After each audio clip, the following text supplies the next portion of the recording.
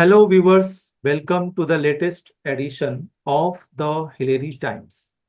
Our guest today is a veteran Indian actor, widely known for his iconic roles as Detective Raja in the hit 90s series Raja or Rancho. With a rich career in TV, film, and theatre, including roles in Gully Boy and Sachin, the Ultimate Winner. He is also a motivational speaker and president of the social platform Hum Awaaz. A wellness advocate and dynamic personality, he continues to inspire through his work in both entertainment and social causes. And yes, he is also a Nadi expert doctor. Let's warmly welcome Dr. Ved Thapar ji. Sir नमस्ते, कैसे हैं आप? बहुत अच्छा, एकदम strong हूँ। Sir सबसे पहले तो उस सीरियल की बात करते हैं जिसने आज की डेट में भी बहुत सारे, खास करके एक पर्टिकुलर जनरेशन पर एक एक ऐसी छाप छोड़ी है। मैं भी उनमें से एक हूँ कि हम इस जन्म में तो नहीं भूल सकते, और वो है राजा और रेंचो। तो सर, और जहां तक मुझे याद है कि आप शायद 2 या 3 एपिसोड के बाद उसमें आप आए थे। पहले शायद मोहन भंडारी जी थे, 97 98 की बात है। तो सर आपसे, अगर आप बताएं कि आपकी एंट्री कैसे हुई उसमें, और कोई ऐसी याद या कोई ऐसी बात जो हमें नहीं पता, क्योंकि हमें तो पर्दे वाली बातें पता है। क्योंकि आपने शुरुआत राजा रेंचो से की है, राजा रेंचो तक पहुंचने की जर्नी भी बहुत ही मनोरंजन से और संघर्ष से और दुविधाओं से और अनुभव से परिपूर्ण है। मैं यहाँ कुछ टीवी सीरियल्स कर रहा था। पृथ्वी थिएटर में दिनेश ठाकुर साहब के साथ प्लेस कर रहा था। दिनेश ठाकुर साहब एक बहुत बड़े निर्माता निर्देशक थिएटर के रहे हैं। अंक उनका एक थिएटर ग्रुप था जो गवर्नमेंट ऑफ इंडिया से एडेड था, और इम्पा टैलेंट कॉन्टेस्ट में मेरा सिलेक्शन हुआ था, Indian motion pictures producers association. और फिर मुझे राजश्री वालों ने यहाँ मुंबई एक लेटर भेजकर बुला लिया, और फिर मैंने कहा कि मैं कोई भी फिल्म या टीवी नहीं करूंगा जब तक कि मैं अपने आप को और मजबूत अभिनय के क्षेत्र में ना कर लूं। तो मैं पृथ्वी थिएटर पर दिनेश ठाकुर साहब के साथ में काम करने लगा। उनकी और हमारी संधि बहुत ही मोहब्बत वाली थी। और वहां पर मुझे एक लेखक आए और उन्होंने कहा कि साहब, एक टीवी सीरियल बन रहा है, उसमें आपको जाकर टेस्ट देना पड़ेगा। क्योंकि जो पहले साहब थे, मोहन भंडारी साहब, बहुत ही मशहूर और बहुत ही अनुभवी कलाकार रहे हैं, तो उनको कुछ मेडिकल प्रॉब्लम थी और उन्होंने कहा कि वो अब नहीं कर पाएंगे। तो B.R. चोपड़ा साहब के स्टूडियो में, खार में डबिंग स्टूडियो था, वहां पर मुरली नालप्पा साहब के किसी असिस्टेंट ने मुझे बुलाया और कहा कि साहब, ये सीन है और आप ये टेस्ट दीजिए, और पहले ये बताइए कि आप फाइट में डरेंगे तो नहीं, बंदर के साथ काम करते हुए तो डरेंगे नहीं। मैंने कहा नहीं साहब, बिल्कुल नहीं डरूंगा।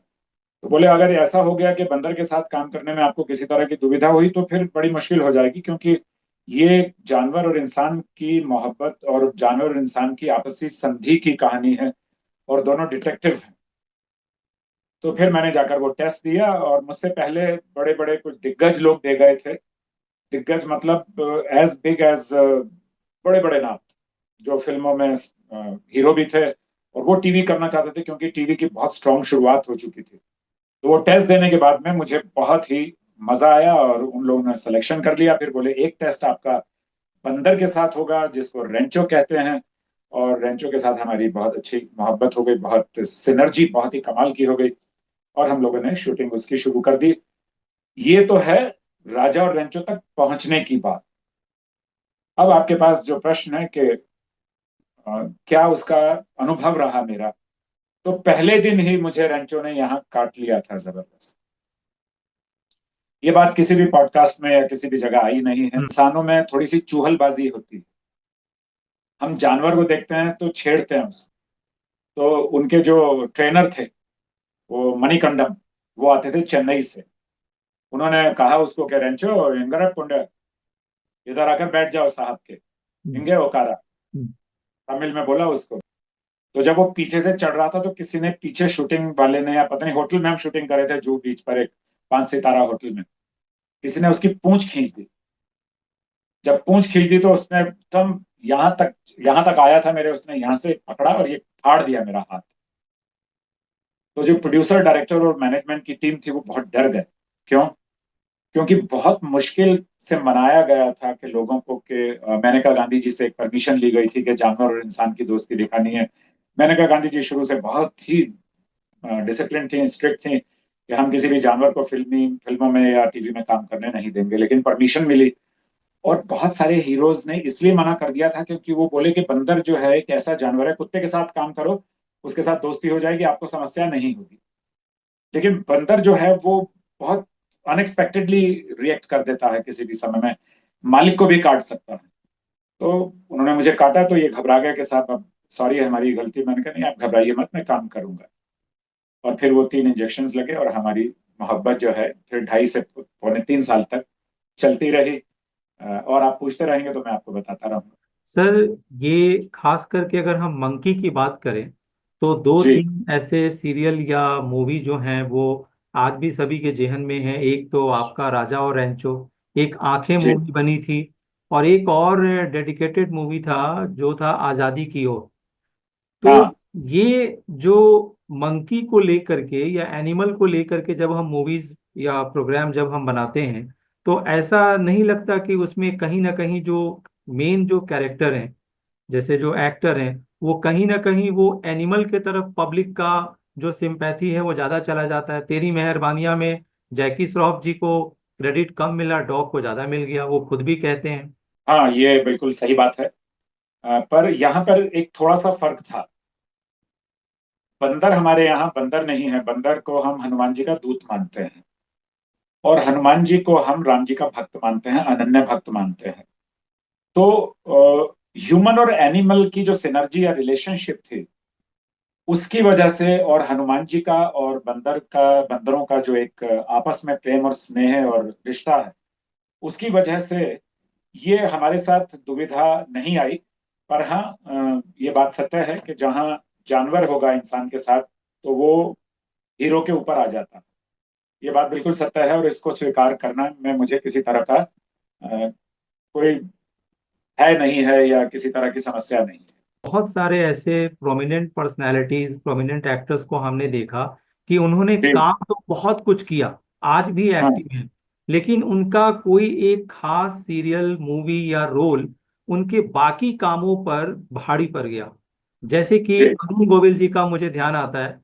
काम तो उन्होंने बहुत किया, लेकिन आज भी जी। जब हम देखते हैं, या उनकी पहली पहचान राम जी बन करके रह गई है। तो जी। वैसे तो सब कोई कहता है नहीं ठीक है, लेकिन मन में कहीं तो टीस होती है कि भाई हम्म। काम तो मैंने बहुत किया, आप मुझे वहीं पर लेके चले जाते हो, उसी ब्रैकेट में रखते हो। ये बात आपके संदर्भ में मैं इसलिए भी कहूंगा। अभी मेरे ख्याल से एक हफ्ते पहले late and great actor Manoj Kumar ji नहीं रहे, तो हम जी। उनकी मूवी देख रहे थे कलयुग और रामायण। तो जी। उसमें भी मंकी का रोल है, वो खुद भी हनुमान जी का रोल प्ले कर रहे हैं। तो सर, जी। आप बिलीव नहीं करेंगे कि जब जब उनका सीन आता था, मंकी वाला सीन आता था, मुझे खुद भी आपकी याद आती थी। ओ सर, का हमने एक प्रोग्राम देखा था राजा और रेंचो, ऐसे रोल था।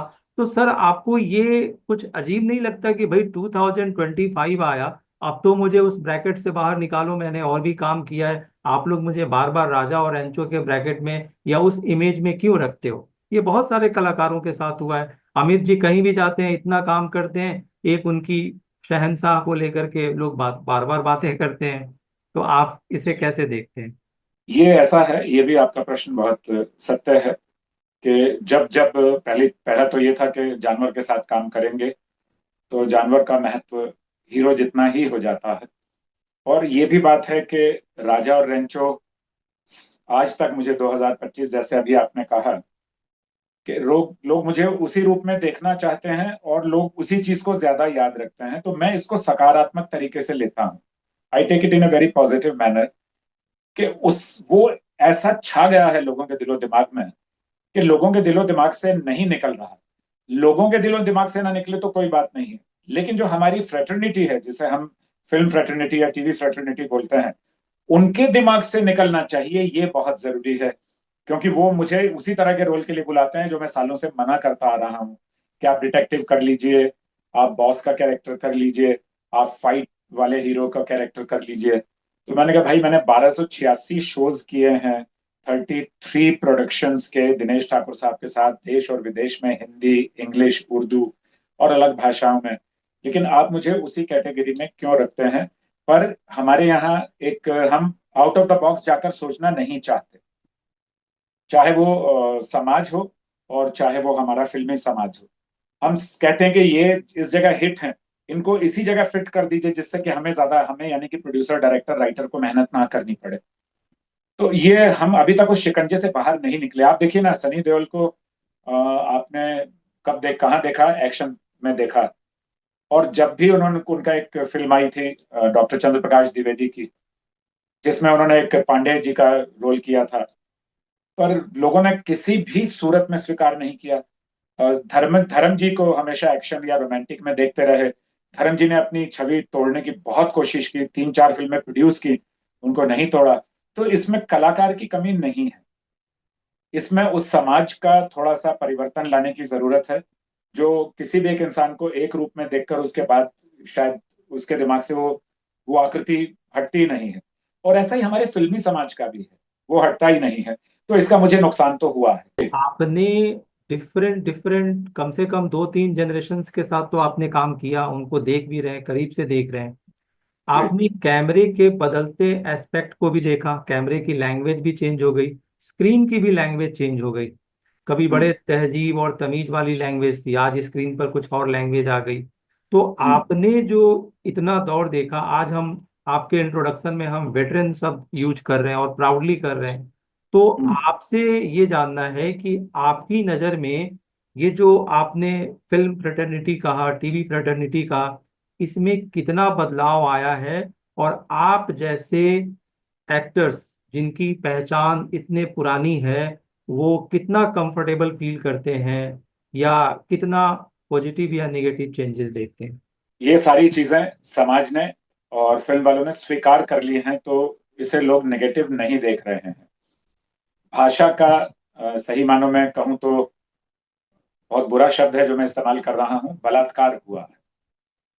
और इसी तरीके से चरित्रों का, इसी तरीके से कहानी कहने के तरीके का भी बहुत ज्यादा स्टैंडर्ड गिर गया है। पर अब लोग वही शायद देखना चाहते हैं, ऐसा निर्माता निर्देशक कहते हैं। मैं कहता हूँ लोग नहीं देखना चाहते, टीवी वाले भी कहते हैं कि लोग फैमिली ड्रामा ही देखना चाहते हैं, सास बहू का झगड़ा देखना चाहते हैं, भूत प्रेत देखना चाहते हैं, टोना टोटका देखना चाहते हैं। नहीं, लोग ऐसा नहीं देख, लोग कभी भी किसी को, फिल्म प्रोड्यूसर को या डायरेक्टर को या टीवी प्रोड्यूसर को, डायरेक्टर को या राइटर को नहीं कहते कि हमें ये हमारे लिए ऐसा बनाओ।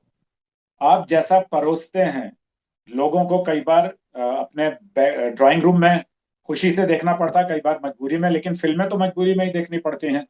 उसी में कई बार कोई अच्छी बयार भी आ जाती है, जैसे राजश्री वाले हैं, उन्होंने ऊंचाई अभी एक फिल्म बनाई, आप देखेंगे कि बिल्कुल अपने तरीके से हटकर बनाई, लेकिन फिर भी कहीं भी कोई अश्लीलता नहीं है, ना भाषा में, ना व्यवहार में, ना रिश्तों में। अब मैं एक और सवाल, इसी सवाल का एक हिस्सा आपने पूछा कि बदलाव आया है, तो विकास कहते हैं, हमारी सरकार भी कहती है विकास है, और समाज भी कहता है, और विज्ञान भी कहता है, जिसे हम एवोल्यूशन कहते हैं। एवोल्यूशन जो है वो पेड़ पौधों के लिए उतना नहीं है, पशु पक्षियों के लिए उतना नहीं है, सिर्फ मानव के लिए है। और हम आउट ऑफ द बॉक्स जब जाने की कोशिश करते हैं तो ऐसे चले जाते हैं कि कई बार हम अपने परिवार के साथ में बैठकर वो टीवी सीरियल या फिल्म देखने में झिझक महसूस करते हैं। अब ये जो एवोल्यूशन है, ये बहुत ही नकारात्मक एवोल्यूशन है। मेरे कहने से वो बदलेगा नहीं। पर अब आप जैसे गुणी लोग हैं जो इस तरह का विचार रखते हैं या इस तरह का प्रश्न पूछते हैं, तो मैं चाहता हूं कि ये चीजें बहुत बड़ी संख्या में लोगों तक पहुंचें, और लोग इसे क्रांति के रूप में इस झंडे को उठाएं कि हमारी जो पहचान है, हमारे जो संस्कार हैं, हमारे जो संस्कृति है, हम उसके बाहर चले जा रहे हैं। और उसका कारण यह है कि हम पहले मुगलों के गुलाम रहे, फिर अंग्रेजों के गुलाम रहे। तो चाहे मैंने टोपी पहनी हो, हेड पहना हो, या मैंने शर्ट पहनी हो, लेकिन कम से कम मैं व्यवहार से तो भारतीय रहूं, व्यवहार से तो हमारे संस्कारों को समझूं। अगर ये चीज हम समझ जाएं, तो फिर मैं आपको दिखाता हूं कि जब हम कहते हैं डिवाइन, इसमें लिखा हुआ है divine message of the Vedas, तो ये सिर्फ हमारी किताब यहाँ रखी नहीं रहती है, बल्कि हम अपने लोग जो यहाँ आते हैं उनको बताते और सुनाते भी हैं यंगस्टर्स को। तो जो एवोल्यूशन वाली बात है वो बिल्कुल तय है, और वो बहुत ही खतरनाक तरीके से आ रहा है। आ चुका है, बल्कि आ रहा है तो शब्द नहीं ठीक, आ चुका है।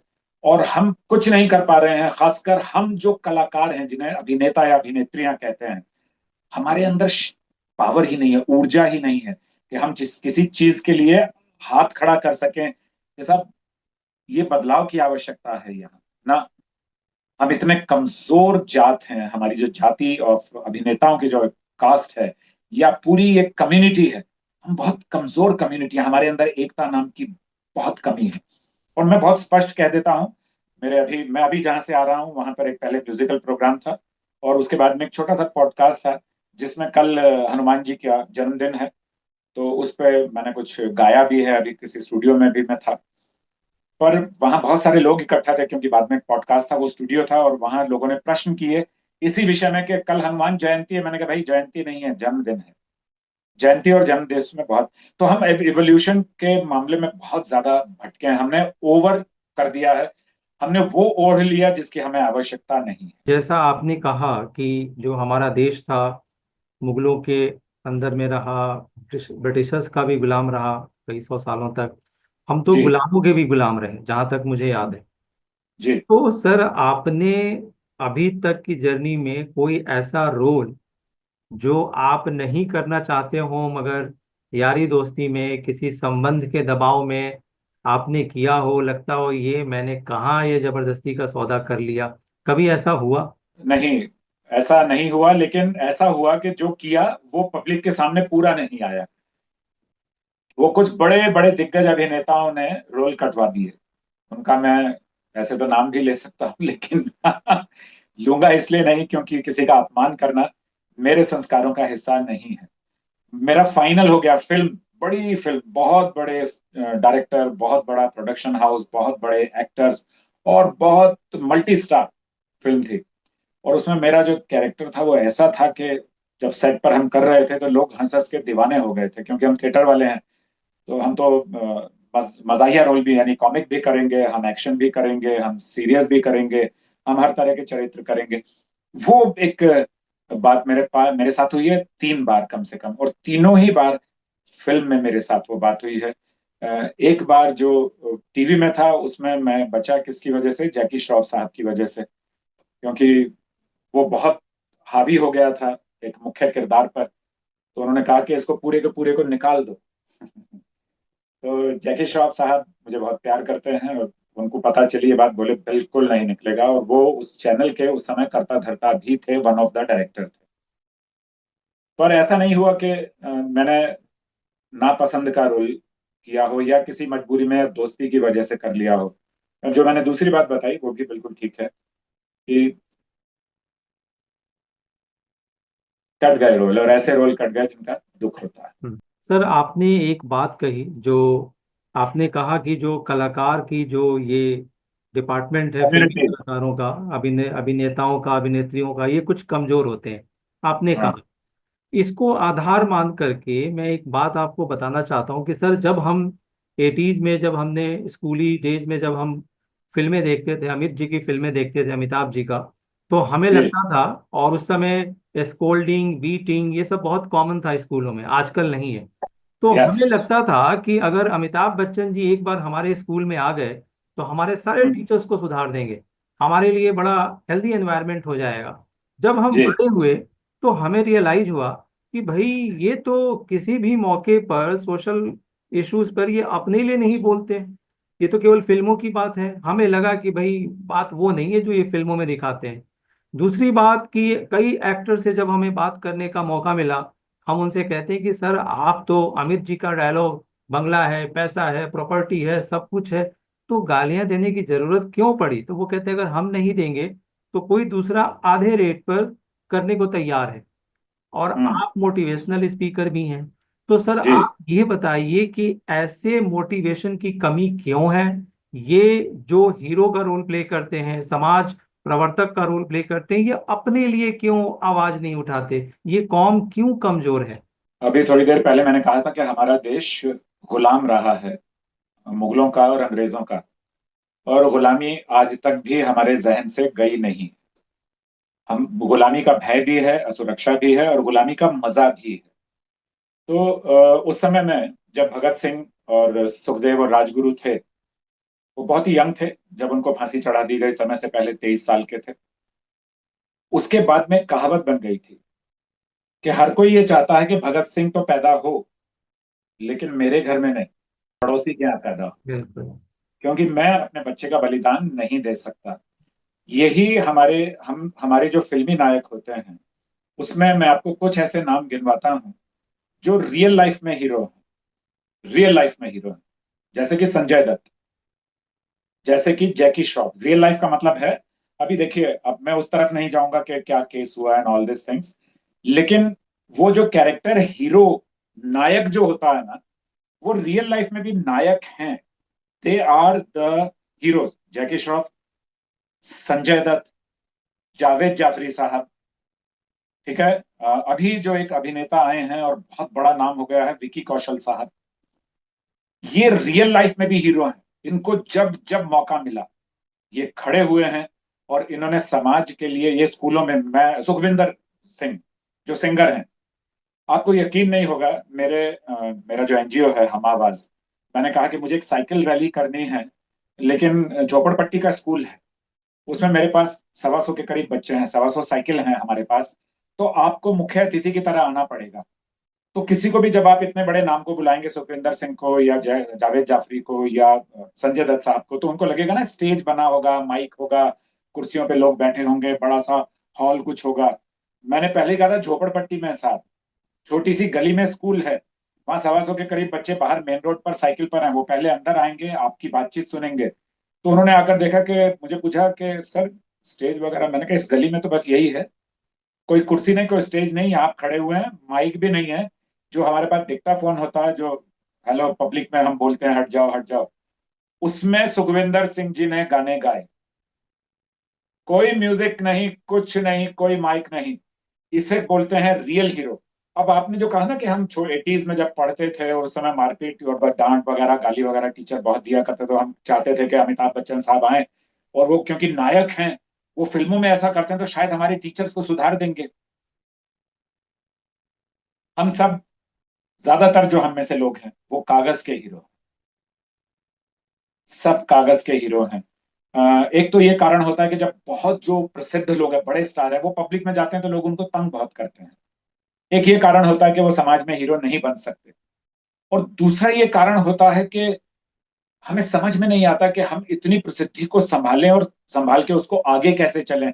तो अगर हमने पब्लिक में समय देना शुरू कर दिया, तो हमारा तो ध्यान अपने यहाँ से हट ही जाएगा। और लोग भी बहुत तंग करते हैं, और आप, हर कोई उम्मीद करता है कि अमिताभ बच्चन है तो मेरे पास ही आके मेरे साथ ही फोटो खिंचवाओ, और सर मेरे घर में जाकर चाय पी लो आप, एंड ऑल दिस थिंग्स। तो उनकी भी कुछ मजबूरियां हैं, लेकिन रियल टाइम हीरोज या नायक नहीं। कागजी हीरो बहुत सारे हैं, और रियल लाइफ हीरो मैंने आपको बता दिया कि ये लोग रियल लाइफ हीरो हैं, हम्म। जो खड़े हो जाते हैं। देखिए, एक और नाम है विवेक ओबेरॉय। जब चेन्नई में भूकंप ये आया था, सुनामी, तो मैं वहां काम कर रहा था, और विवेक ओबेरॉय भी वहां काम कर रहे थे। उन्होंने पूरा एक गांव बना दिया था, इतने मकान बना दिए थे जो टूट गए थे बहुत ज्यादा। लेकिन उस आदमी की क्षमता है कि वो पब्लिक में जाकर हुंकार भर के काम करता है। और अगर आप सोशल वे में देखते हैं, जो हीरोज हैं रियल, वो हैं सलमान खान, शाहरुख खान, आमिर खान। इन लोगों ने समाज के लिए इतना काम किया है, इनके जो एनजीओस हैं, कि लोगों तक, अभी आम लोगों तक ये बात पॉडकास्ट वगैरह के जरिए बिल्कुल नहीं पहुंची है। So that kind, they are heroes, वो रियल हीरोज हैं। ऋतिक रोशन 3 3 एनजीओस को मदद करते हैं, विकी श्रॉफ 2 एनजीओस को मदद करते हैं। ऐसे अंशुमान, आयुष्मान गायक, आयुष्मान क्या नाम है, आयुष्मान, वो भी 2 3 एनजीओस को दिल्ली में मदद करते हैं। तो इस तरह के हीरोज के काम करते हैं। हम्म। बाकी पब्लिक में जाकर साहब, हम्म। वो तो कागज के हीरो हम्म। नहीं सर, कर पाए। आपकी आपकी मोस्टली जो बातें हैं वो जी, वाकई एडोरेबल है, जी, वाकई मतलब अनुकरणीय है मैं कहूँगा। लेकिन जी, आपने कुछ नाम लिए जी, और आपने आपके जैसे डैशिंग पर्सनालिटी, रिवोल्यूशनरी पर्सनालिटी अगर उनको हीरो कहता है, जी समाज के हीरो, तो वो थोड़ा जी। ऑब्जेक्शनेबल लगता है। वो इसलिए लगता है कि हाँ जी। महाभारत में एक कथा है कि जी श्री कृष्ण जी ने, भगवान श्री कृष्ण ने शिशुपाल की मदर को वचन दिया था कि इसकी जी। एक गलती नहीं, मैं 1,000 गलतियां माफ करूंगा, उसके बाद मैं इसका वध करूंगा। और उन्होंने किया, शायद कोई एक गलती भारी पड़ गई। तो हम्म। ऐसे social personality, so called social personality, जिनकी एक नहीं हजारों ऐसी चीजें हैं जो उनके अच्छे कारणों पर, जिनके बारे में आपने गिनाया, वो बहुत भारी पड़ती है। अब for hmm. Example Sunil Dutt ji की हम बात करते हैं, उनसे मिलने का भी मुझे सौभाग्य मिला 96 हाँ, 97 में दिल्ली में। अच्छा। लेकिन आप अगर आगे की पीढ़ी की बात करें, जिसकी व्यक्तिगत विचारधारा नहीं हो, राजनीतिक विचारधारा नहीं हो, खुल करके कोई आदमी अपनी बात नहीं रखता हो, स्टेज पे जाने के बाद स्क्रिप्टेड बातें बोलता हो, मैं नाम नहीं ले रहा हूं, लेकिन हम्म। समझदार को इशारा काफी है। तो आप अगर, चूंकि आपकी बातें जो हैं वो बहुत महत्व रखती हैं, आपके जी। आपके शब्द नहीं, आपका एक एक अक्षर महत्व रखता है। तो ये थोड़ा कुछ अजीब नहीं लगता सर? आप संजय दत्त की बात कर रहे हैं? मैं और लोगों की भी नहीं बात नहीं, करता हूँ। मैं आपको संजय दत्त की एक बात बताता हूँ। हम लोग हमारे पास एक समस्या होती है कि हमने ये देखा कि एक केस हमारे सामने आया, उसमें ये चीजें हैं, और हम समाज ने और पुलिस ने देख लिया, हाँ ये है। हम कभी भी उसके मनोवैज्ञानिक स्तर पर और सामाजिक स्तर पर कभी भी जाकर हमने कोशिश नहीं की। सुनील दत्त साहब जब हीरो थे तो नरगिस जी भी हीरोइन थी। दोनों का जीवन इतना व्यस्त था कि बच्चों के लिए टाइम नहीं था। सुनील दत्त साहब के सुपुत्र संजय दत्त को पाला किसने? उनके मामू ने, यानी कि नरगिस जी के भाई ने। उनके यहाँ की जो अपब्रिंगिंग थी, उसका इम्पैक्ट उस बच्चे पर पड़ गया। मेरा कोई ऐसा रिश्ता नहीं है कि मैं उनको बचाने की कोशिश कर रहा हूं। मैं बहुत स्पष्ट इसलिए कहता हूं क्योंकि मैं एक काउंसलर भी हूं। दूसरी चीज क्या हुई कि ही, जैसे मैंने बोला, बहुत बड़ा दिल के इंसान है। कि मैंने जावेद जाफरी साहब को कहा एक ये पेशेंट है, इस हॉस्पिटल में है, और उसको 65,000 रुपए की जरूरत है, ये इंजेक्शन नहीं लगेगा तो उसकी जिंदगी चली जाएगी। तो उन्होंने मुझे बोला, वेद भाई आप चिंता मत करो, आप बोलो तो आपके यहाँ पैसे पहुंचा दूं। मैंने कहा नहीं, हॉस्पिटल में पैसे आप ट्रांसफर कर दीजिए। एक फोन पर उन्होंने कर दिया। जैकी श्रॉफ साहब तो 10 बार मेरे लिए इस तरीके का काम कर चुके हैं। संजय दत्त साहब भी कई बार कर चुके हैं, कई बार बिना नाम बताए। इसलिए मैं उनकी तारीफ नहीं कर रहा हूं। बल्कि जो केस है, मैं एक चीज को बोलकर बहुत सारे लोगों को बताऊंगा, उसके पीछे ना तो मनोविज्ञान देखा गया, ना समाज देखा गया।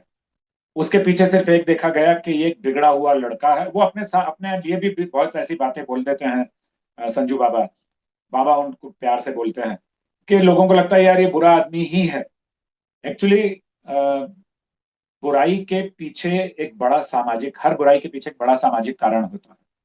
मैं, अगर आप ये बुराई की बात करते हैं कि बिश्नोई समाज का जो एक है, अंडर अंडर की बिल्कुल। इन्वॉल्व हम्म। इंसान, हम्म। उसके पीछे भी एक बड़ी कहानी है, बट वो क्योंकि हमारा विषय नहीं है। नहीं है। लेकिन मैं बताऊंगा कि संजय दत्त का जो केस है, उसके पीछे के अगर सामाजिक आधार को, सामाजिक वितृष्णा को, सामाजिक बुराइयों को देख लिया जाए, तो आप वो केस जो है कोर्ट में ले ही नहीं जाते। आप उस केस को कोर्ट के पीछे ले जाने का बहुत बड़ा राजनीतिक कारण भी है। लेकिन वो फिर हमारा विषय नहीं है, इसलिए हम उस पर चर्चा नहीं करेंगे। पर मैंने जिन लोगों के भी नाम लिए, जैसे अभी लोग कहते हैं कि मैं जैसे गांधी जी को का सम्मान करता हूं, तो भगत सिंह का और नेताजी सुभाष चंद्र बोस का भी उतना ही सम्मान करता हूँ। उनके बातों का, कामों का भी मुझे उतना ही ज्ञान है। लेकिन मैं कहता हूं कि लोग आज के समय में गांधी जी की इतनी बुराई करते हैं कि उनकी वजह से पाकिस्तान बन गया। भाई अगर वो उस समय इन लोगों को अलग नहीं करते तो वो युद्ध हमारे साथ इतना बड़ा शुरू हो जाता, हिंदू मुस्लिम उस समय, कि एक दूसरे को काट कर बराबर कर दिया होता, हम आजाद नहीं होते, अंग्रेज फिर वहीं के वहीं चिपक कर रह जाते। उस विचारधारा को किसी ने देखा? क्या वो कहीं लिखा है? क्या वो कहीं आता है? इसी तरीके से संजय दत्त और कुछ और, जैसे मैंने सलमान खान की भी आप बात करेंगे कि हिरन को मारा। हिरन को मारा तो उसके पीछे सिर्फ अकेले इंसान नहीं है। और अगर हिरन को मारा है तो वो सब लोगों के सामने गए हैं, वहां के लोकल लोग उनके साथ गए। तो उस समय उन्होंने क्यों नहीं बताया कि भाई ये बात बहुत बिगड़ सकती है, क्योंकि हम जिस हिरन को मार रहे हैं वो बिश्नोई समाज के लिए, वो जो है कृष्ण जी के भक्त और सखा मानते हैं। ये बड़ा उजाड़ वाला मामला हो जाएगा, बहुत समस्या हो जाएगी। तो हमने क्या समझ लिया, क्योंकि सलमान एक सेलिब्रिटी है तो हमने उनको कल्प्रिट बनाया, और उन्होंने अपनी बहुत सजा भुगती, एक्सीडेंट की भी सजा भुगती, इसकी भी सजा भुगती। I am not in favour of that कि आपने शराब पीकर गाड़ी चलाया और आपने एक्सीडेंट कर दिया तो मैं आपका फेवर नहीं करूंगा, उसके लिए मैं सामाजिक कोई भी सहयोग नहीं चाहूंगा। लेकिन जो किलिंग वाली जो बात है उसमें आप बिठाइए, बात कीजिए। कानूनी केस बनाने से पहले अगर आप सामाजिक स्तर पर बहुत सारी चीजें सुधार लेंगे तो आज जो 4,000 40 कितना या कितने करोड़ जो केसेस पड़े हुए हैं वो केस अंदर जाएंगे नहीं। केस उनका ले जाइए जो मर्डर हैं, जो रेपिस्ट हैं, केस उनका ले जाइए जो देशद्रोही हैं, केस उनका ले जाइए जिन्होंने अमानवीय और असामाजिक काम किए हैं। छोटी छोटी चीजों को अगर आप ले जाते हैं तो उस तरीके से हम समाज का कभी भी उद्धार कर ही नहीं पाएंगे। और मैं आपको बताता हूं कि अभिनेता इस काम को कर सकते हैं। हमारा जो प्राचीन समय में जो ये रामचरितमानस की, जो मैं रोजाना शाम को पढ़ता हूँ रामचरितमानस, किसी ना किसी बिल्डिंग में जाकर एक 10 से 12 मिनट 15 मिनट में कुछ चौपाइयां और एक दोहा या दो दोहे पढ़ता हूँ पब्लिक के लिए। लेकिन उसका उद्देश्य हिंदू वाली बात नहीं है। उसका उद्देश्य है कि हमारे समाज में इतनी सारगर्भिता है, इतना अच्छा संस्कार और संस्कृति है। हम कहाँ भटके के संजय दत्त का केस हुआ, हम कहाँ भटके के सलमान खान का केस हुआ, हम कहाँ भटके के आपस में लड़ाइयां हुई, हम कहाँ भटके के आज के समय में भी हमारे यहाँ इतनी बुरी कंडीशन है, हमारा जो सामाजिक माहौल है उसमें इतनी ज्यादा बेचैनी है, इतनी ज्यादा रेस्टलेसनेस है। लेकिन हम सुधारने के लिए क्या कर रहे हैं? कुछ नहीं। तो मैं अगर उनकी तारीफ कर रहा हूं तो मैं उस काम की तारीफ कर रहा हूं जो वाकई अच्छे, एक के बाद एक अच्छा करते चले जा रहे हैं। वो मेरे माध्यम से भी कर रहे हैं। आप अगर बीइंग ह्यूमन में लिख देंगे, एक मेल कर देंगे और वो देखेंगे उनकी जो टीम है कि हाँ ये केस वाकई जेन्युइन है, तो वो उस पेशेंट की, उस स्टूडेंट की, हर किसी की मदद करेंगे और आपसे कभी नहीं कहेंगे कि आप सलमान भाई को जरा थैंक यू बोल देना। नो। और चूंकि ये आपने बिश्नोई वाली बात कही है तो एक बात मैं यहाँ पर ऐड करना चाहूँगा कि आदरणीय सलीम खान जी ने अपने किसी लेटेस्ट एपिसोड में पॉडकास्ट में ये भी कहा था कि दरअसल सलमान खान जी ने तो हिरण को मारा ही नहीं। तो उन्होंने कुछ और भी नाम लिए थे, खैर हम उस पर नहीं जाते, जस्ट एक मैंने इसको ऐड किया सर वो जब से। देखिए, वो क्या होता है अपने इंसान को बचाना, ये सब चीजें तो हम्म, होती है। मैं कहता हूँ नहीं मारा हो लेकिन आप साथ में तो थे। हम्म, ठीक है ना? हम्म, मैं इस विचारधारा को मानता हूं कि हम शिकार क्यों करें। ये शिकार की जो आदत है ये पटौदी साहब में थी, नवाब पटौदी साहब में। और उस समय ये एक्सपेक्टेड था एंड एक्सेप्टेड था कि जो नवाब लोग होते थे या परमिशन लेकर करते थे, उनको गवर्नमेंट परमिशन देती थी। देती थी बिल्कुल। लेकिन कई बार बिना परमिशन के भी, आज भी लोग बिना परमिशन के शिकार करते हैं। हम्म, बिल्कुल। और वो कौन है जो जो सींग बेच रहे हैं, जो गैंडे का नाक बेच रहे हैं, हड्डी बेच रहे हैं और विदेशों में बेच रहे हैं, जो हाथी की खाल बेच रहे हैं, जो गैंडे की खाल बेच रहे हैं, जो हिरन की खाल। और हिरन की खाल किसको बेच रहे हैं? जहां पर बैठकर आप राम जी की पूजा करते हैं, उनको बेच रहे हैं। और किनको बेच रहे हैं? जो अपने ड्राइंग रूम में सजाते हैं, जहां मेहमान आते हैं के साथ, देखिए यहाँ शेर की खाल है, यहाँ हिरन की खाल है, हमने ये लाखों रुपए की खरीदी है। तो ये जो कल्चर है जनरली, तो अभी ये समाप्त हो चुका है कल्चर। लेकिन जो भी इस तरह की बात करता, तो मैं कह रहा था कि सैफ के यहाँ परिवार में ये एक रिवाज था नवाबों में। तो उन्होंने कहा चलो यार बाहर आए हैं तो चलो यार शिकार करने चलते हैं। उनको लग गया कि ये तो आम बात है, बिकॉज जो नॉनवेज खा रहा है उसको ये लगता है कि ये हो सकता है, इसमें क्या है, लोग तो शिकार करते हैं, बर्ड्स भी मारते हैं। और डेली अगर आप पूरे देश में देखेंगे तो अभी भी कई सौ ऐसे लोग हैं जो हर दिन शिकार करते हैं। सर जब से हमने फिल्में टीवी देखना शुरू किया, जी मुझे जहां तक याद आ रहा है कि इस एंटरटेनमेंट इंडस्ट्री में दो ही नाम मुझे याद आते हैं। एक डॉक्टर श्री राम लागू जी और जी एक डॉक्टर वेद थापर जी, जिनके नाम के आगे डॉक्टर लगा हुआ है। जी जी जी जी। तो सर मुझे ये बताइए कि मुझे याद है उस समय डॉक्टर श्री राम लागू जी का इंटरव्यू आता था, न्यूज आता था, तो बहुत सारे उनको प्रॉब्लम झेलने पड़ते थे। लोगों ने, उनके फ्रेटर्निटी ने उनका अपोज भी किया, बहुत सारी बातें हुई। आपके नाम के भी आगे डॉक्टर लगा हुआ है। तो ये आपके लिए एडवांटेज है या डिसएडवांटेज का भी काम करता है? कभी लोग नहीं कहते कि भाई आप तो डॉक्टर हो, इतने पढ़े लिखे हो, आप आपको हम क्या रोल दें? ऐसा कुछ नहीं होता? नहीं, ऐसा तो कुछ नहीं होता। पर ये मैं बताता हूँ कि डॉक्टर श्री राम लागू को, उनकी फ्रेटर्निटी, जो मेडिकल फ्रेटर्निटी है हमारी, उन्होंने अपोज इसलिए नहीं किया था कि वो डॉक्टर नाम लगाकर फिल्म में काम करते हैं। उन्होंने अपोज इसलिए किया था कि उन्होंने एक एड फिल्म की थी जिसमें एज ए डॉक्टर बताया गया है कि ये आप अगर प्रोडक्ट यूज करेंगे तो it is beneficial. That was the reason कि उनका लाइसेंस भी कैंसिल करने तक की बात आ गई थी। बाकी अभी सिर्फ हम ही नहीं हैं, और भी बहुत सारे हैं।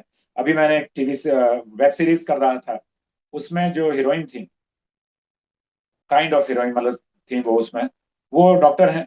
और उसमें जो एक और एक्टर थे वो भी डॉक्टर, और मैं भी जो था वो भी डॉक्टर।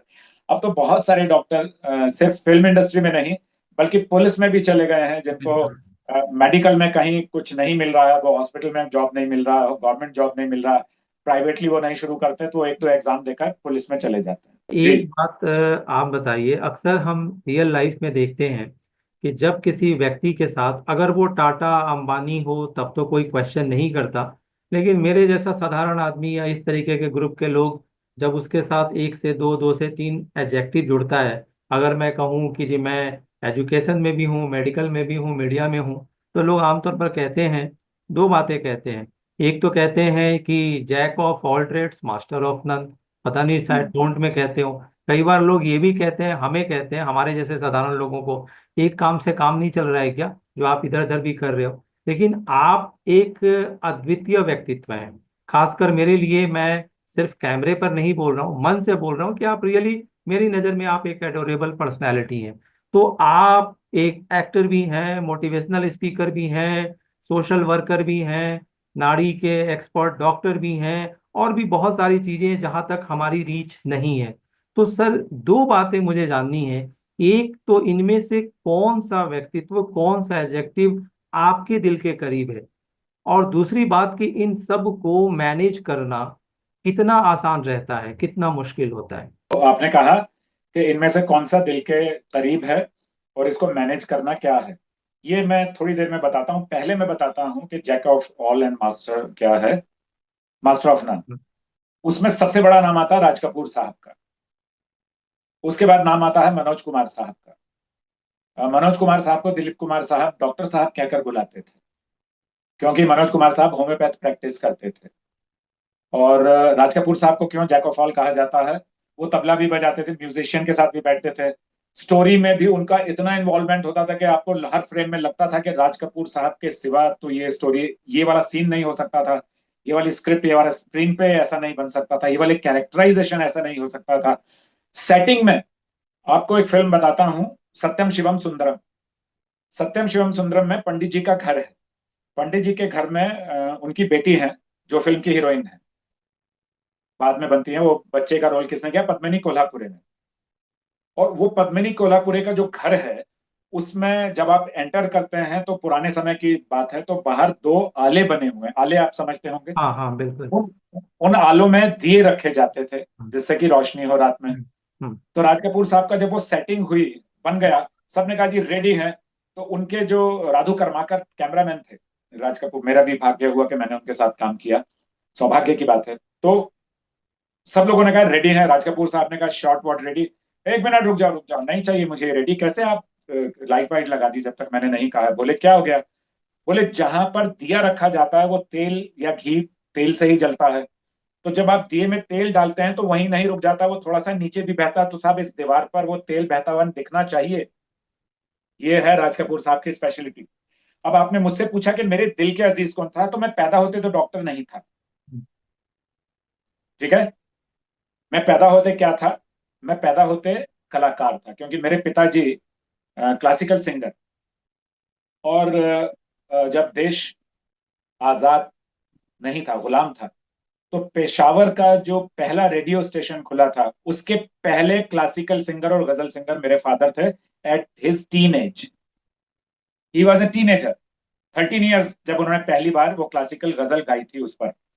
तो मेरे अंदर कौन सी खसूसियत है, तो पहली खासियत का जो पहला हिस्सा है वो ये है कि गायन। दूसरा, गायन जो है वो अभिनय के बिना नहीं हो सकता, क्योंकि जब आपने बोलना है कि कोई भी रोमांटिक है या कोई भी सीरियस सॉन्ग है या गजल है या कव्वाली है, तो उसके शब्दों को जब तक आप अभिनय के भाव से नहीं प्रदर्शित करेंगे, तब तक आप गा नहीं सकेंगे, इसलिए रफी साहब और किशोर कुमार साहब और मन्ना डे और मुकेश साहब वाह वाह हैं, क्योंकि वो इतने बढ़िया अभिनेता भी रहे हैं। तो मेरे दिल के करीब कौन हो गया? अभिनेता। अब रही मेरी मेडिकल की बात कि मैं इतने काम कैसे कर पाता हूं, तो अभिनय को मैंने काम किया कमाने का जरिया, और मेडिकल को मैंने किया सेवा का जरिया। तो जब सेवा का जरिया होगा तो ये मेरे दिल के इसलिए करीब आ जाएगा क्योंकि इससे मुझे संतुष्टि बहुत मिलती है, क्योंकि आशीर्वाद बहुत मिलते हैं। जब मेरे पास एक मुस्लिम लेडी कुछ साल पहले आई और प्रेग्नेंट उनकी बहू थी, कुछ साल मतलब अभी ये जो कोरोना का समय था, पीछे झोपड़पट्टी से आई और पेन हो रहे हैं और कोई ले जाने का रास्ता नहीं है। तो मैं अपनी गाड़ी में, और जो दादी है उसको कोरोना हुआ हुआ है, और जो बच्चे की होने वाली दादी है, और जो लड़की है जिसको पेन है, और जो आदमी है वो पी के पड़ा हुआ है वहां, मुस्लिम फैमिली है ये, वो पी के पड़ा हुआ है वहां, तो कोरोना में शराब कहाँ से आ गई, ये का विषय नहीं है, लेकिन मैं बता दूंगा कभी आपको। तो झोपड़पट्टी से वो दादी कोरोना में उस लेडी को लेकर आई है किसी के सहारे। वो औरत जो है इतना बांधा हुआ है दादी ने, और वो बोल रही है कि सिर्फ आप ही मेरी बहू को और बच्चे को बचा सकते हैं। मैंने कहा बिल्कुल बैठ जाइए।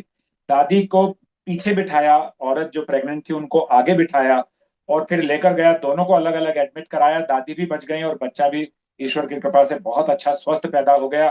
तो वो जो दादी थी जब ठीक होकर मेरे पास आई तो उन्होंने पता क्या कहा मुझे? मेरे लाल, अल्लाह तुझे हाजी कर दे मेरे बच्चे, अल्लाह तुझे बादशाह कर दे। को किसको ऐसी दुआ मिलती है? नहीं मिल पाती। until you serve the society, you will never get this kind of blessings. इसलिए मेरा जो medical part of my life है वो सर्विस है। So that's very close to my heart that way. But क्योंकि I am born actor, actor में singing भी है, राइटिंग भी है, सारी चीजें हैं, एक्शन में भी टचवुड में उतना ही अच्छा हूँ। सर, आपने कहा कि कमाने का माध्यम बनाया आपने, और ये भी इम्पोर्टेंट है, मनी इक्वली इम्पोर्टेंट लाइफ में, जी जी जी इन्हें जी बनाया, और सेवा के लिए आपने डॉक्टरी का फील्ड चुना। तो जी। इन दोनों के बीच में हम आवाज कैसे आई? ये हाँ, हम आवाज क्या है? और हम जैसे साधारण आदमी भी क्या इसमें अपनी भूमिका दिखा सकते हैं, कर सकते हैं? आम जनता कैसे जुड़ सकती है? तो जो प्रश्न का दूसरा हिस्सा है कि हम जैसे लोग इसमें जुड़ सकते हैं, बिल्कुल जुड़ सकते हैं। कैसे जुड़ सकते हैं वो हम बाद में बात करेंगे अलग से। पर ये हम आवाज बीच में कैसे आया, इसके मैं आपको बता देता हूँ कि जब मैं मेरठ में इप्टा के साथ काम करता था, इंडियन पीपल थिएटर एसोसिएशन, वो इप्टा बहुत बड़ी एक ड्रामा कंपनी है जो बलराज साहनी साहब और उस समय के अब्बास साहब उन लोगों ने शुरू की थी मुंबई में, और उसके ब्रांचेस पूरे इंडिया में खुल गई। लेकिन उसके जो कर्णधार और सूत्रधार थे वो आते थे नेताजी सुभाष चंद्र बोस के यहाँ से। एक नजीर हुसैन साहब, आपने नाम सुना? हिंदी फिल्मों के बिल्कुल कैरेक्टर आर्टिस्ट थे, बिल्कुल। जी सर, और बहुत सारी भोजपुरी फिल्में। फिल्मों के भी प्रोड्यूसर थे वो। हम्म गंगा मैया तो है पियरी चौड़ा चढ़ाई लो, हम्म। वो फिल्म उन्होंने मैं तो कभी खैर मिला नहीं, मेरे जाने आने से पहले वो चले गए थे इस हम्म दुनिया से।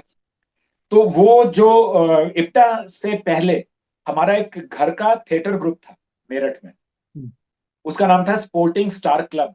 उसमें हमारे पिताजी सिंगर थे, हमारे भाई साहब निर्देश करते थे और नाचते थे, और हम छोटे छोटे बच्चे प्ले करते थे। तो अब क्या हुआ कि जब मैं टीनेज से और पढ़ाई की तरफ पहुंचा, क्रॉस करते हुए, तो मैंने मेरठ में एक ग्रुप शुरू किया, NDCG, national drama and cultural group. तो सुबह उठकर मेरे घर के पास में भूमिया देवी का मंदिर है, भूमिया पुल पर मेरठ में। तो वहां पर मैं सुबह, कोई भी बाहर से लोग आते थे, लड़के लड़कियां, उनको मैं डांस की ट्रेनिंग देता था। I was not a train dancer at that time, लेकिन आई वॉज ब्लेस्ड। लोगों को लगता था कि मतलब इससे बढ़िया कोई ट्रेनिंग दे नहीं सकता। तो मैं उसी स्टेप पर आ रहा हूँ जो आपने क्वेश्चन पूछा। तो फिर मुझे ये लगा कि मेरे साथ जो लड़के जुड़ते हैं, ज्यादातर लड़कियां तो कोई आती नहीं थी उस समय, बहुत मुश्किल से खींच खांच के किसी को रिक्वेस्ट करते थे, आजा बहन जी, माता जी बोलकर काम करवा लिया करते थे। तो जो लड़के जुड़ते थे उनमें से ऐसे लड़के ज्यादा होते थे जो अपढ़ होते थे, या कुछ क्लास करके छोड़ दिया, क्योंकि बाकी लोगों का ये था कि अरे कौन ड्रामा व्रामा में जाएगा, पढ़ाई करो, ये क्या ड्रामा में क्या जीवन है, आज के समय में आप देखिए कि घर वाले छूट दे देते हैं, जाओ बेटा करो, बहुत अच्छी बात है, इसमें बहुत धन है, नाम यश होना हो धन बहुत है। तो वो जो लड़के मेरे पास आते थे वो ज्यादातर गुजरी बाजार के, सिद्दीक नगर, मेरठ, जो मुस्लिम लड़के बहुत आते थे। तो उनकी जो अपब्रिंगिंग होती थी वो बहुत ही दयनीय होती थी। तो मैं क्या करता था कि अभिनय के साथ और नृत्य के साथ उनको मैं फिजिकल ट्रेनिंग देना शुरू कर दिया। और फिजिकल ट्रेनिंग देते देते मेरे पिताजी ने जब देखा तो उन्होंने अपने विषय में बताया कि मैं किस तरह से क्रांतिकारियों के साथ था और मैं किस तरह से जेल गया और ये सब चीजें। तो मेरे मन में एक धारणा उठी कि क्यों ना हम भगत सिंह, सुखदेव और राजगुरु की तरह से, और चंद्रशेखर आजाद साहब की तरह से, और राम प्रसाद बिस्मिल की तरह से, और अबुल कलाम आजाद साहब की, इस तरह से कुछ एक ग्रुप शुरू करें। तो एनडीसीजी में ही हमने वो ट्रेनिंग देते देते, यहाँ इंपा टैलेंट कॉन्टेस्ट हुआ, एक मेहदी हसन साहब मेरठ में थे, उन्होंने अपना और हमारा फॉर्म, उस समय कर्फ्यू था मेरठ में, तो उन्होंने कहा कि फोटो खिंचवाओ। मैंने कहा कर्फ्यू में कौन फोटो खिंचवाने जाएगा। खैर हम किसी तरह उनके जानने वालों के पीछे साइकिल वाइकिल से जाकर फोटो खिंचवा ली, और उन्होंने मेरा वो भेज दिया। उनका तो सिलेक्शन हुआ नहीं इंपा टैलेंट कॉन्टेस्ट में, मेरा सिलेक्शन हो गया और मैं मुंबई में आ गया। अब साहब जब मैं मुंबई में आया तो ऐसा तो नहीं कि लोग पलक पावड़े बिछाकर बैठे थे कि आ जाइए भाई आपको हीरो ले लेते हैं, आइए आपको ये रोल दे देते हैं। कुछ नहीं था, बहुत संघर्ष था। टू व्हीलर में, मेरा एक दोस्त यहाँ पंकज कौशिक रहता था चैम्बूर में, उसके टू व्हीलर पर भी हम सो गए जाकर, क्योंकि जगह मिली नहीं उनके यहाँ। फिर जो भी है, अब हुआ ये कि खाली समय में मैं क्या करूं। मैंने तो चाय टेस्ट नहीं की जीवन में, मैंने तो कॉफी और कोल्ड ड्रिंक और शराब तो बहुत दूर की बात है। तो अगर चाय कॉफी या शराब होती तो मुझे दोस्त मिल जाते, तो महफिल मिल जाती। अब महफिल तो मिली नहीं। तो जब मुझे काम नहीं है तो मैं क्या करूं। तो हम आवाज आ गया।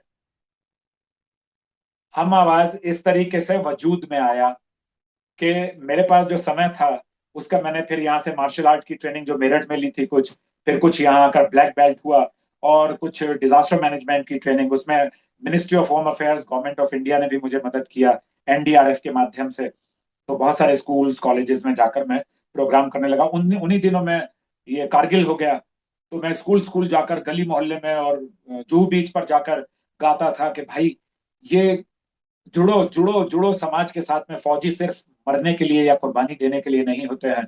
जो नहीं रहे उनको हमेशा के लिए याद रखो, जो क्रांतिकारी नहीं रहे उनको हमेशा के लिए याद रखो। तो इस तरीके से यहाँ हमारा अभिनय हुआ, यहाँ हमारा मेडिकल हुआ, और इन दोनों के बीच में बड़ी मोहब्बत से दिल की तरह आ गया हम आवाज, और उसको हमने बहुत सिंसियरली शुरू किया और आज तक चल रहा है।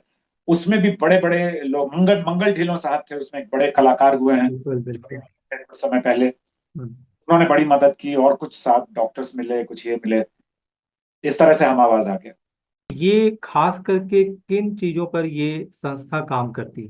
ये संस्था काम करती है, जैसे मैंने कहा कि मेरठ में मुझे ऐसे लड़के मिलते थे ट्रेन करने के लिए अभिनय में, यानी कि थिएटर के लिए, जो कम पढ़े लिखे थे और जिनकी जिंदगी बहुत बर्बाद थी, जिनके घर वाले अनपढ़ थे, जिनकी अपब्रिंगिंग इतनी खराब थी कि उनको मारपीट और गाली के अलावा कुछ सुनाई नहीं देता था। तो यहाँ पर मैंने देखा कि गवर्नमेंट स्कूल्स में जो बच्चे होते हैं वो झोपड़पट्टी में रहते हैं, और उनके भी माँ बाप 99.9%, यूं कहूँ कि 100% अपढ़ ही होते हैं। तो जब अनपढ़ होंगे तो उनके बच्चे भी वैसे ही होंगे। और जो पीयर प्रेशर होता है कि 95% से 90% से कम नहीं आना चाहिए, तो बच्चे कहाँ जाते हैं, ड्रग्स, ड्रग अब्यूज में चले जाते हैं, एंड सेक्स अब्यूज में चले जाते हैं। तो उनको कैसे वहां से निकालूं, उसके लिए हम आवाज की शुरुआत हुई। और हम आवाज के साथ साथ हम, हमारे साथ जो लोग जुड़ते गए, हम जैसे सुखविंदर सिंह साहब हो गए, कैलाश खेर साहब हो गए। कैलाश खेर साहब ने भी मेरे लिए बहुत इन चीजों के लिए काम किया है, and I hmm. Am so very grateful of him, in hmm. सभी लोगों का। हम्म। तो उन बच्चों को हम ले आए, बहुत सारे ड्रग एडिक्ट्स को सुधारा। फिर हम्म। एक ऐसी फौज बन गई कि जब मैं नहीं हूं, मैं काम कर रहा हूँ मेडिकल में या अपने फिल्म में, एक्टिंग में कहीं, तो वो लड़के लड़कियां जाकर ट्रेनिंग देने लगे। तो अब वही जो भगत सिंह, राजगुरु, सुखदेव, चंद्रशेखर आजाद साहब, ये सब उस तरह, ये उसी पद्धति पर चल रहा है एक्चुअली। हम्म। जो passion and devotion and dedication है मेरा, हम्म। वो उन्हीं को लेकर है, क्रांतिकारियों के बलिदानों को लेकर, और उनके सदकर्मों को, और उनकी हम्म। निष्ठा को, और उनके हम्म। संघर्ष को लेकर। और उनमें कोई लालच नहीं थी, 1% भी लालच नहीं थी। हम्म। सर आपने मोरल एजुकेशन, नॉर्मल एजुकेशन की बात कही। बच्चे जो हैं अनपढ़ हैं, उनकी फैमिली भी, बैकग्राउंड भी ऑलमोस्ट, आपकी बात बिल्कुल सही है। सर हम देखते हैं कि हमारे कंट्री में बहुत पहले से मैं देखता हूँ वैसे कि एजुकेशन और हेल्थ को लेकर के बातें तो बहुत होती हैं, लेकिन ऐसा मुझे लगता है, शायद मैं रॉन्ग हो सकता हूँ, कि ये बहुत द मोस्ट इग्नोर्ड सब्जेक्ट्स हैं। इसको लेकर के मैं बहुत ज़्यादा टेक्निकल चीज़ों में नहीं जाऊंगा, लेकिन अगर बजट की बात करें या चर्चा तो बहुत करते हैं, और सोशल मीडिया आने के बाद तो एजुकेशन का और बुरा हाल है। और हेल्थ को लेकर के इतनी चीज़ें, उल्टी पुल्टी, ये खाओ ये मत खाओ, खाने के पहले इसमें विटामिन है तो कार्बोहाइड्रेट है, खाने का भी बंटाधार हो गया। क्योंकि आप नाड़ी एक्सपर्ट हैं, और आज अगर हम ध्यान से देखें, एडवर्टाइजमेंट्स को देखें, पेड एडवर्टाइजमेंट्स जो आती हैं, कि भारत में एक, मतलब 90% लोग अपने पेट और वेट से परेशान हैं। पेट निकलता जा रहा है, कंट्रोल नहीं है। हर बंदा स्पीकर बन रहा है, गलत गलत चीजें एक कहता है कि चीनी खाओ, एक कहता है मत खाओ, एक कहता है चाय पियो, दूसरा कहता है मत पियो। उसकी वो कितना ऑथेंटिक है, इसको भी चेक करने का कोई जरिया नहीं है। क्योंकि आप एक्सपर्ट हैं, तो आप खास करके इन हिंदुस्तानी लोगों के लिए, भारतीय लोगों के लिए, आम लोगों के लिए आप बताइए कि इसको कैसे ठीक किया जाए। आपको हम्म। मालूम है हमारे देश में कितने संस्कार हैं? 16। हम्म। ठीक है। 16 संस्कार में किसी एक संस्कार में हेल्थ है? किसी एक भी संस्कार में? किसी एक संस्कार में सिक्योरिटी है, हम्म। सुरक्षा? हम्म। नहीं है। किसी एक संस्कार में ये संस्कार है कि हम कैसे स्वस्थ रह सकते हैं? नहीं है। हाँ, इनडायरेक्टली जो संस्कारों में ऐसे संस्कार हैं जिसमें कि हम अगर अच्छा खाना पीना खाएंगे तो ये होगा, हमने उपनयन किया तो ये वाला हो गया, हमने नामकरण किया, ये वाले ही संस्कार हैं। तो हमारे यहाँ स्वास्थ्य का तो पूरी तरीके से मजाक बन चुका है अभी।